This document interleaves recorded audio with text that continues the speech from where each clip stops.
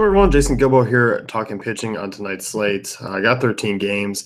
It's not really an exciting pitching slate. We're kind of at a spot in the rotations where we're getting some new guys called up. We're getting some spot starters. We're getting some bullpen guys getting stretched out.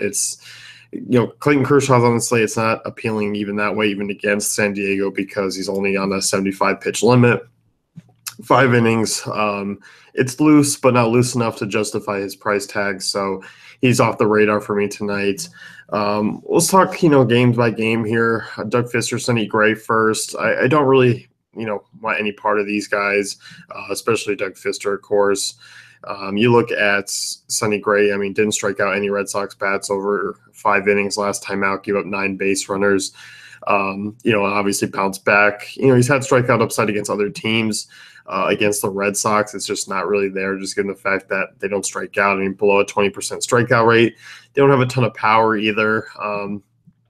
Getting Dustin Pedroia back into the lineup, so I just don't think you're going to see really the upside out of Gray, even at a cheaper price. So moving on, Pittsburgh and Cincinnati. Garrett Cole taking on Luis Castillo. Garrett Cole is a little bit overpriced for this matchup. I know he's coming off a strong outing against Cincinnati in this last start. Cincinnati is a team that's usually been giving him trouble in the past, just given the fact that they can't run. Cole's not great at holding runners on. Whoever's behind the dish isn't, a strong defensive catcher.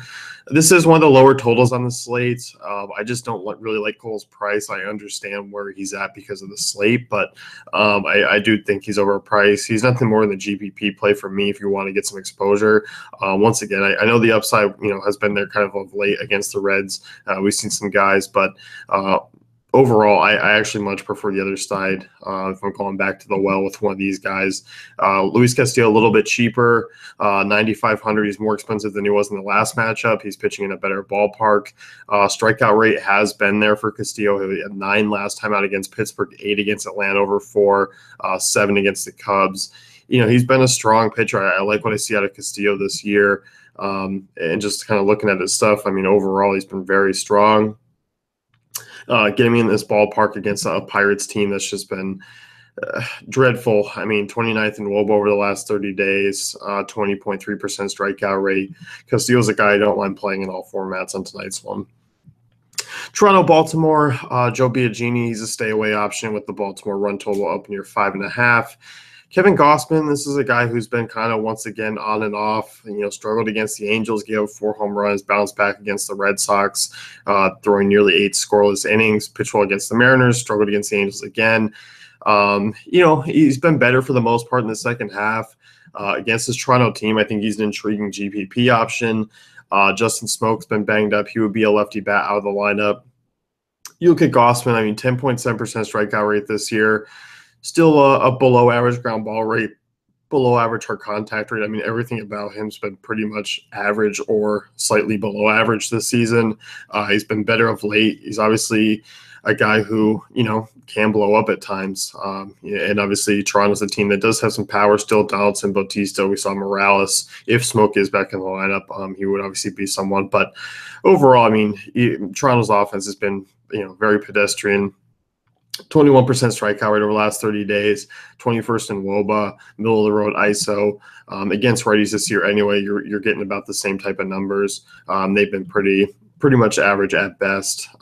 So I don't like Gausman GPPs, but I'm going to be kind of avoiding him in cash games and going some other directions. So Nick Pivetta, Dylan Peters in this next one, Philly and Miami. Good ballpark, but that's all I have to say about this one.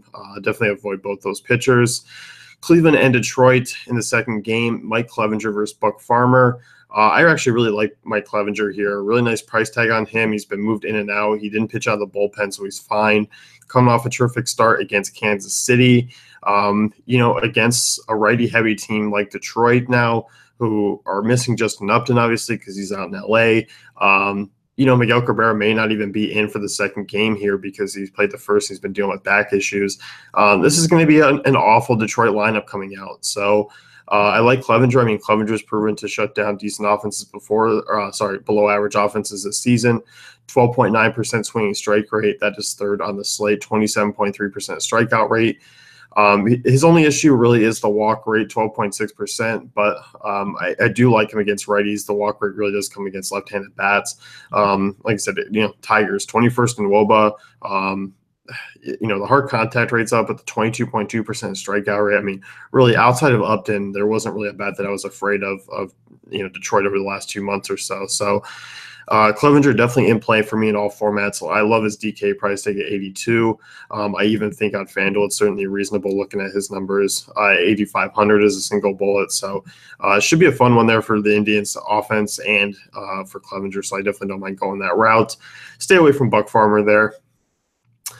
Angels and Rangers next here. Cole Hamels versus Tyler Skaggs. Tyler Skaggs is a stay away for me in this ballpark. Not a bad lefty, but really hasn't gotten anything figured out since coming back. All of a sudden, the Angels offense starts to look a little bit more intriguing, a little bit less of a stay away for, kind of pitching, because Brandon Phillips expected to be in the lineup tonight. Justin Upton expected to be in the lineup tonight. Mike Trout, Pujols, Simmons, CJ Cron, Martin Maldonado, all of a sudden, it's not bad against lefties here. And I know Hamels has pitched well against the Angels this season, but that was also against a pretty mediocre lineup. It's a little bit different now. In this ballpark, I'm staying away from Hamels. If people want to go that route, I just don't think he's been that great this year. Swinging strike rate hasn't been there, 8.8%, 15% strikeout rate, 35.3% strikeout rate, 4.99 Sierra. Those are just not numbers I want from Cole Hamels. That's just not the place I'm going to be going tonight. So staying away from that game, looking to attack some offenses there. Kansas City, Minnesota, Dylan G, Jason Hamwell. Both these names should say it all for you. Totals near 5 in target field. Staying away from both those arms. Tanner Roark, Jimmy Nelson on this next one here, Milwaukee and Washington. Nelson's a -142 favorite.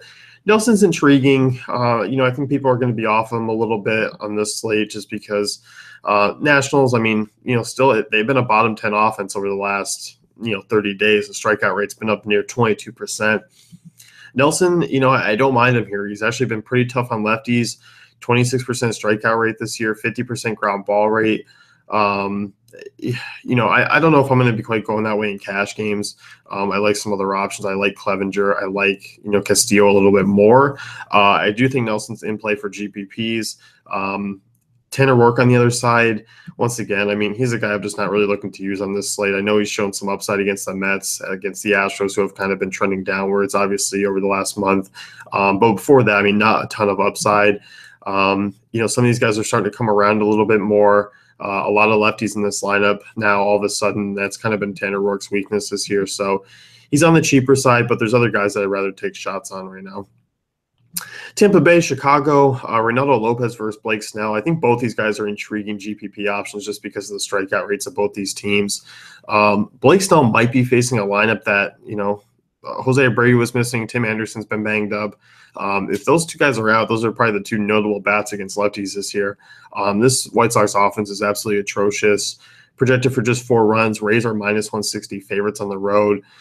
Snell, definitely has some stuff there. He's been kind of figuring out of late too. Back-to-back strong starts. He's got 15 strikeouts over his last 2.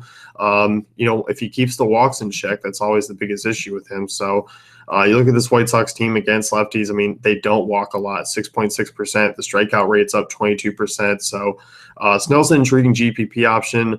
Reynaldo Lopez is a talented arm, but there might be just far too many lefties in this lineup. Lopez has 6 strikeouts through his first 2 starts, in each start, but obviously he struggled last time out at Texas, was not bad against Kansas City.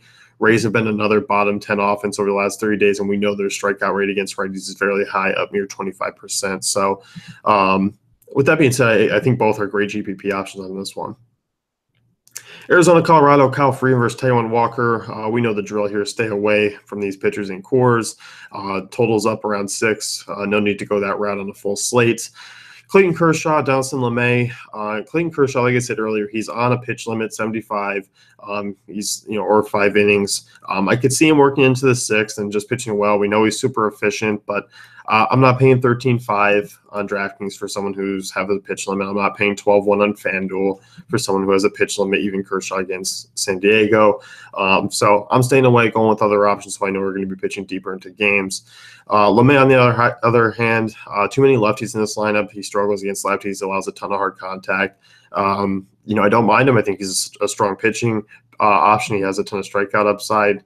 I'm just not going to be going there on this slate. So moving on, bigger ballparks here, but not not pitching options I want to target.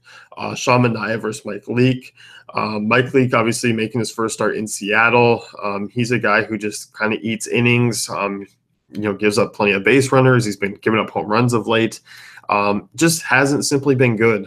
He's been over 10 DK points once in his last 6 outings. That was 10.15 against the Rays. Yes, he stifled Colorado, but outside of that, he's just been bad this year. Even against an A's offense that I know we like to target sometimes, I'm not going to be going there. Manaea's, on the other hand, no, something's up with him. He's been awful. He might be banged up, a little bit of fatigue or something. Stay away even at a cheap price tag. Moving on, St. Louis, San Francisco, Johnny Cueto making his first start back. He's too expensive for a guy who hasn't really shown a ton of upside this year. Cardinals don't present it either. Jack Flaherty on the other side, not a guy that I'm really looking to use in this one either. So kind of wrap things up. Like I said, the Rays-Chicago game, both on both sides GPP guys for me. Jimmy Nelson's a GPP guy as well. I think my cash game guys tonight are going to be Clevenger, going to be Castillo. I don't mind those guys at all. Gossman's an intriguing GPP option, so definitely more on the GPP side of tonight's slate just because of these pitching options. So that's going to wrap it up. You can head over to DaveFantasyCafe.com to rate tools and content.